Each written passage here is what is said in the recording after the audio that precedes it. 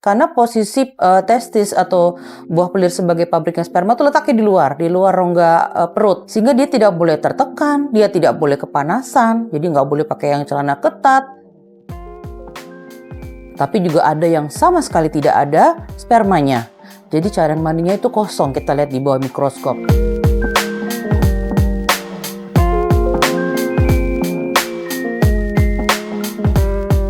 Sebelumnya saya menjelaskan terlebih dahulu untuk istilah kemandulan atau yang di istilah kedokteran disebut sebagai infertilitas, yaitu suatu kondisi di mana pasangan suami istri tidak dapat memiliki anak yang lahir hidup setelah setahun menikah berhubungan secara teratur tanpa menggunakan kontrasepsi. Jadi dari hasil definisi infertilitas ini bisa disebabkan oleh faktor perempuan, faktor laki-laki, atau keduanya. Pada faktor laki-laki inilah yang disebut sebagai infertilitas pria. Nah, ini penyebabnya macam-macam. Biasanya disebabkan oleh penyakit yang mendasarinya. Misalnya varikosel ya, kemudian ada infeksi ya, contohnya epididymitis atau penyakit gangguan menular seksual lainnya yang mempengaruhi fungsi sistem reproduksi itu sendiri. Kemudian penyakit-penyakit lain yang mempengaruhi kondisi testis atau buah pelir sebagai pabriknya sperma. Misalnya hidrokel, yaitu suatu kondisi di mana ada cairan di sekeliling testis di dalam rongga skrotum. Lalu selain penyakit juga ada gangguan-gangguan atau faktor risiko dari gaya hidup yang juga bisa mengganggu. Misalnya merokok, ini juga yang paling sering dan tidak disadari. Kemudian minum alkohol dalam jumlah yang cukup banyak dan lama atau sering. Ya, kemudian obat-obatan tertentu ya, walaupun kadang itu diperlukan, misalnya obat antihipertensi, antidepresi, tapi juga obat-obatan terlarang seperti narkoba itu juga akan mempengaruhi pembentukan sperma dan menyebabkan infertilitas pria. Untuk kasus infertilitas pria ini, kita wajib memeriksakan atau melakukan analisis sperma. Jadi tidak bisa kalau misalnya secara awam menyatakan bahwa air maninya banyak itu artinya spermanya banyak, itu tidak seperti itu. Jadi harus diperiksa di lab atau melakukan analisis sperma. Dari hasil analisis sperma tersebut, kita memperoleh data makroskopik serta mikroskopik. Kalau makroskopik artinya kita melihat dengan mata telanjang, itu bagaimana volumenya, warnanya, baunya, dan pH-nya. Misalnya kalau warna dari air maninya atau semennya tersebut tidak kuning atau putih keabu-abuan, itu berarti tidak normal. Misalnya kalau ada nanahnya lebih kekuningan, kalau ada darahnya lebih ke pink, kecoklatan gitu ya. Tapi kalau dari pemeriksaan mikroskopiknya itu kita harus melalui mikroskop, itu kita bisa melihat sel-sel yang seperti kecebong, kita sebut sebagai sel sperma, bagaimana jumlahnya, bagaimana gerak atau motilitasnya, serta bagaimana bentuk atau morfologinya. Dari pemeriksaan ini kita bisa dapatkan jumlah sperma yang normalnya mestinya di atas 15 juta per mililiter. Sedangkan kalau gerak atau motilitasnya yang bergerak saja itu harus di atas 32%. Sedangkan kalau yang total motilitasnya artinya baik yang bergerak pindah tempat atau bergerak di tempat saja, tidak ada perpindahan tempat, itu total di atas 40%. Sedangkan morfologi atau bentuknya di atas 4%. Dari hasil-hasil ini, kalau ketiganya normal kita sebut sebagai normozoospermia. Tapi kalau jumlahnya yang kurang kita sebut oligozoospermi. Kalau geraknya yang kurang kita sebut astenozoospermia. Kalau bentuk normalnya kurang kita sebut teratozoospermi. Tapi juga kadang-kadang ada seorang pria yang bisa memiliki gangguan lebih dari satu. Misalnya jumlahnya kurang dan bentuknya kurang, berarti dia mengalami oligoteratozoospermia. Sedangkan kalau bentuknya kurang dan geraknya yang kurang disebut oligoastenozoospermia, atau bisa tiga-tiganya. Sudah jumlahnya kurang, yang bergeraknya juga kurang, serta bentuknya juga nggak bagus, atau mengalami oligoastenoteratozoospermia. Tapi juga ada yang karena kondisi ekstrim di mana jumlah spermanya sangat sedikit. Di bawah 5 juta kita sebutnya sebagai ekstrim atau severe oligozoospermia. Tapi juga ada yang sama sekali tidak ada spermanya. Jadi cairan mandinya itu kosong, kita lihat di bawah mikroskop. Disebut sebagai azoospermia. Nah, ini yang kadang-kadang tidak diketahui oleh ya tentunya pasien sebagai orang awam. Menyatakan bahwa datang periksa, itu diperiksa maunya sih spermanya ada gitu ya, atau kurang aja deh, jadi bisa kita tingkatkan jumlahnya, tapi kadang-kadang nggak ada gitu. Nah, kasus-kasus ekstrim seperti ini yang kadang tata laksana atau manajemen infertilitasnya nggak bisa ringan, nggak bisa yang alami ya melalui hubungan suami istri biasa, tapi harus dengan reproduksi berbantu, misalnya inseminasi atau bayi tabung.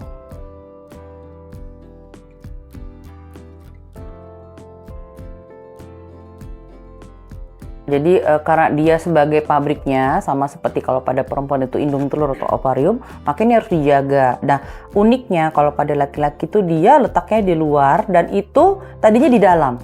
Ya, waktu di dalam kandungan, waktu janin, maka sitasis atau buah pelur ini adanya di dalam perutnya si bayinya. Kemudian setelah 7 bulan dia akan turun dalam saluran yang ada di selangkangan, kita sebutnya kanalis inguinalis, baru nanti akan masuk ke kantong zakar. Jadi kalau bayi laki-laki harus diperiksa benar dia punya 2. Ya, kalau ada 1 kita mesti cari 1 lagi ada di mana, karena harus diturunkan. Kecuali terbukti memang hanya cuma 1. Jadi anak ini akan sebaiknya diawasi besarnya nanti, saat dia pubernya, saat dia nanti dewasanya, karena cuma bisa mengandalkan 1. Ya, sebenarnya nggak masalah kalau produksinya normal. Yang bermasalah kalau produksinya nggak normal. Kenapa? Karena kalau orang dewasa, laki-laki dewasa, itu dia ada ukuran tertentu. Ya, tapi kadang-kadang pasien datang dengan ukuran remaja atau anak-anak, sehingga pembentukan spermanya tidak seoptimal pria dewasa dengan ukuran tesis yang normal pula. Makanya spermanya sedikit. Kayaknya saya sehat, dok. Saya nggak pernah olahraga yang berbahaya, ya, tesis saya keteken, tesis saya jatuh atau terkena benda tumpul dan lain sebagainya. Tapi kenapa saya spermanya sedikit? Kadang-kadang pasien saya agak terkejut gitu dengan hasil-hasil spermanya. Dan setelah diperiksa ternyata memang cuma 1 atau 2, tapi ukurannya seperti anak-anak. Jadi agak berbeda, tidak ada keluhan sekali lagi kalau pada laki-laki. Jadi kita harus tahu itu kondisinya seperti apa. Dan ya mudah-mudahan kalau misalnya gangguan hormonnya tidak ada, kita bisa picu pembentukan sperma baru dan mengejar jumlah atau nilai normalnya. Tapi kalau nggak bisa ya kita nggak usah alami, kita akan pilih reproduksi berbantu tadi.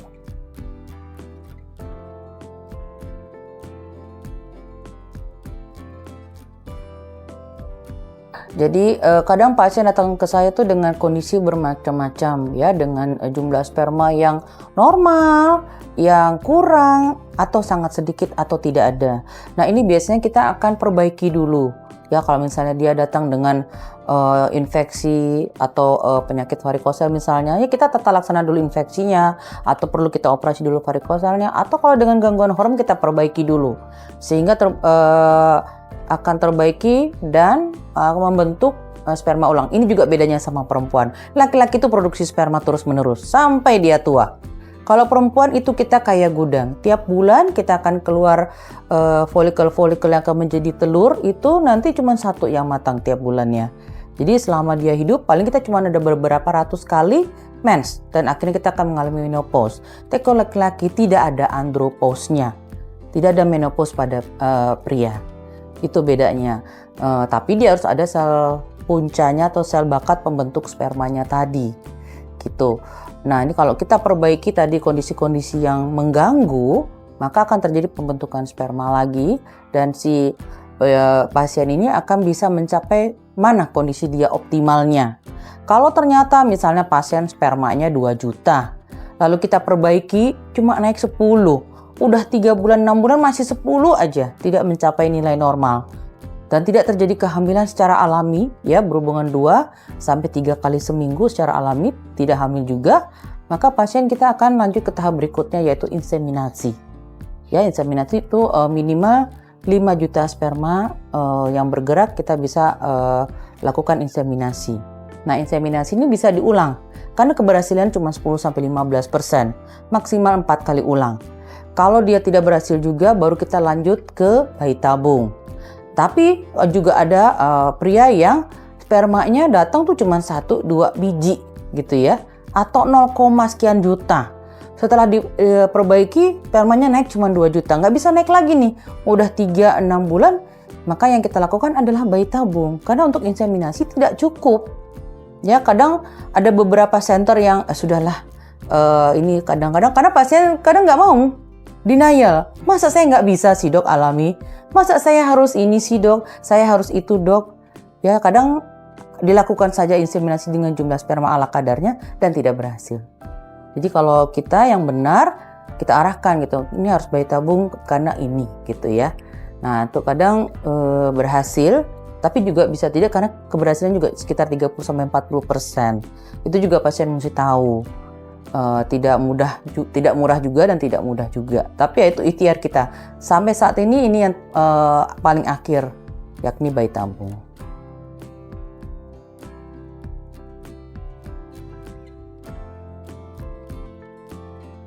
Jadi kalau misalnya penyakit itu sama gaya hidup kurang lebih sama penyebabnya. Tapi kalau genetik jauh lebih sedikit. Tapi kadang bisa laki-laki hanya gaya hidup saja.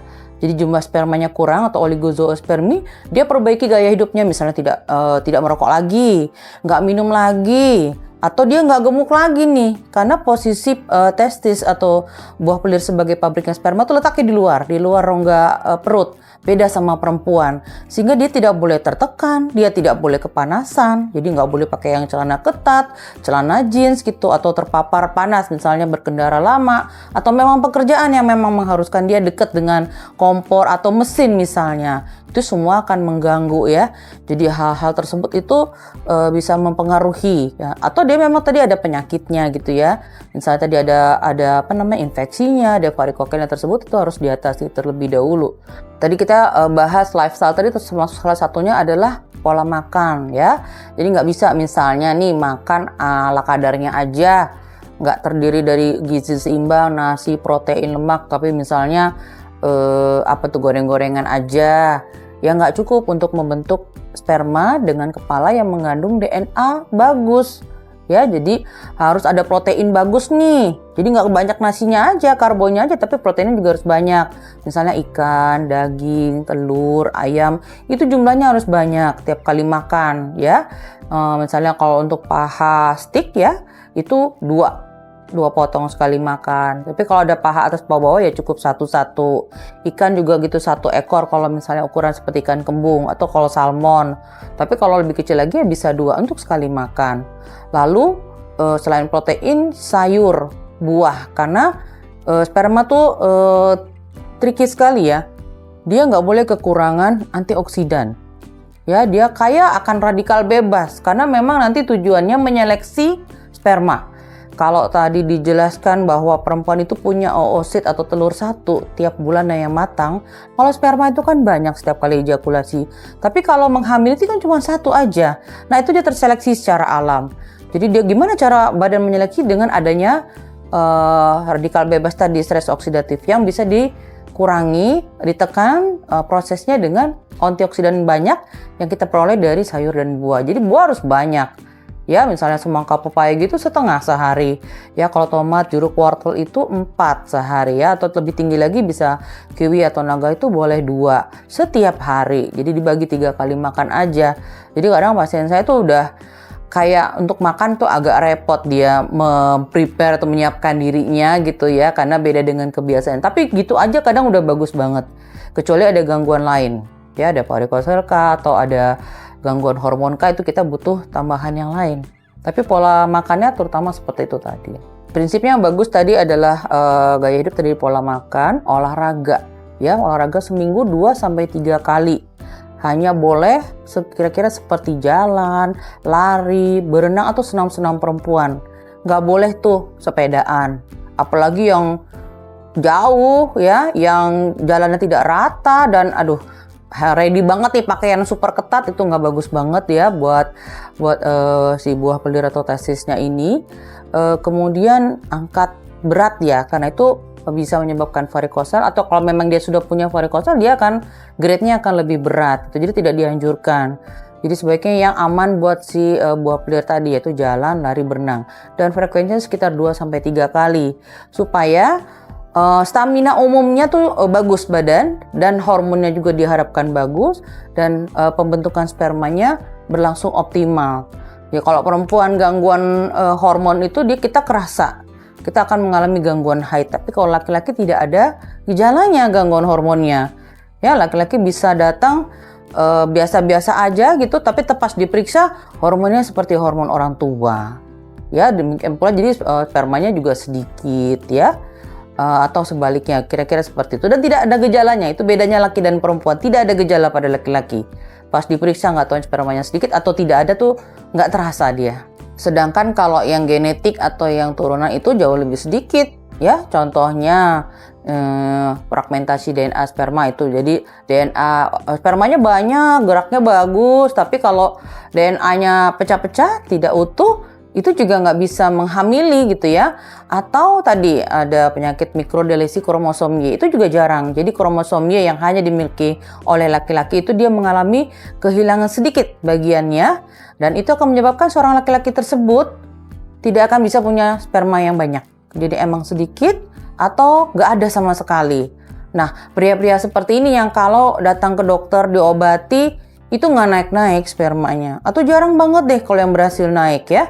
Bisa nggak naik-naik, atau yang dengan gejala yang tadi tidak ada spermanya tidak terobati karena penyebabnya dia genetik. Ya, ini yang pada kondisi seperti inilah yang kadang kita tata laksananya terbatas hanya reproduksi berbantu tadi, terutama bayi tabung.